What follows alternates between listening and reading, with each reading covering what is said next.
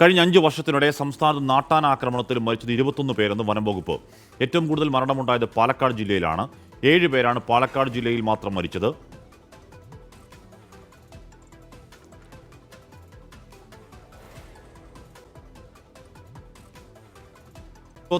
ആഘോഷങ്ങൾക്കിടയിലുമാണ് മരണം സംഭവിച്ചതെന്നാണ് വനം വകുപ്പ് വ്യക്തമാക്കുന്നത്. എ വി ജയശങ്കർ വിവരങ്ങൾ വച്ചിരുന്നു. ജയശങ്കർ, ഞെട്ടിക്കുന്ന കണക്കാണ്.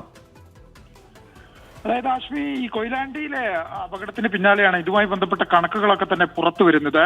ഈ വനംവകുപ്പ് നൽകുന്ന വിവരങ്ങൾ അനുസരിച്ച് കഴിഞ്ഞ 5 വർഷത്തിനിടെ 21 പേരാണ് നാട്ടാനാക്രമണത്തിൽ സംസ്ഥാനത്താകെ കൊല്ലപ്പെട്ടത്. ഏറ്റവും കൂടുതൽ പേർ കൊല്ലപ്പെട്ടത് പാലക്കാട് ജില്ലയിലാണ്. 7 പേർക്കാണ് ജില്ലയിൽ ജീവൻ നഷ്ടമായത്.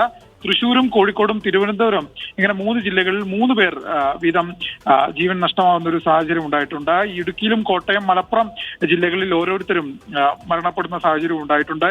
എന്തായാലും ഈ ഉത്സവങ്ങൾക്കിടയിലും മറ്റ് ആഘോഷ പരിപാടികൾക്കിടയിലുമാണ് ഇത്തരത്തിൽ ആന ഇടയുന്ന സംഭവം വ്യാപകമായി ഉണ്ടാകുന്നതെന്നും ഒപ്പം തന്നെ ശരാശരി ഓരോ മാസവും 3 മുതൽ 5 വരെ ഇത്തരത്തിൽ ആന ഇടഞ്ഞുകൊണ്ടുള്ള പ്രശ്നങ്ങൾ, അപകടങ്ങൾ ഉണ്ടാകുന്നതായും വനംവകുപ്പ് എന്തായാലും വ്യക്തമാക്കുന്നുണ്ട്. ഇത്തരം സംഭവങ്ങളുടെ പശ്ചാത്തലത്തിൽ ഈ മലബാർ മേഖലയിലൊക്കെ ഉത്സവകാലമാണ് വരുന്നത്. അതുകൊണ്ട് തന്നെ വരും ദിവസങ്ങളിൽ ഇതുമായി ബന്ധപ്പെട്ട വനം വകുപ്പിന്റെ പരിശോധനകൾ ഉണ്ടാകും. നാട്ടാന ചട്ടപരിപാലന നിയമം അനുസരിച്ചുള്ള മാനദണ്ഡങ്ങൾ പാലിക്കുന്നുണ്ടെന്ന കാര്യത്തിൽ വനം വകുപ്പ് കർശനമായ പരിശോധന നടത്തുമെന്നും വനം വകുപ്പ് വൃത്തങ്ങൾ എന്തായാലും വ്യക്തമാക്കുന്നുണ്ട്. ആശ്വി, 5 വർഷത്തിനിടെ നാട്ടാനെടുത്ത ജീവനുകൾ 21 എന്നുള്ളതാണ്. കാട്ടാനടായാലും പിന്നെ പറയണ്ട, ആ കണക്കെടുത്താൽ ഈ കണക്കിലൊന്നും നിൽക്കില്ല.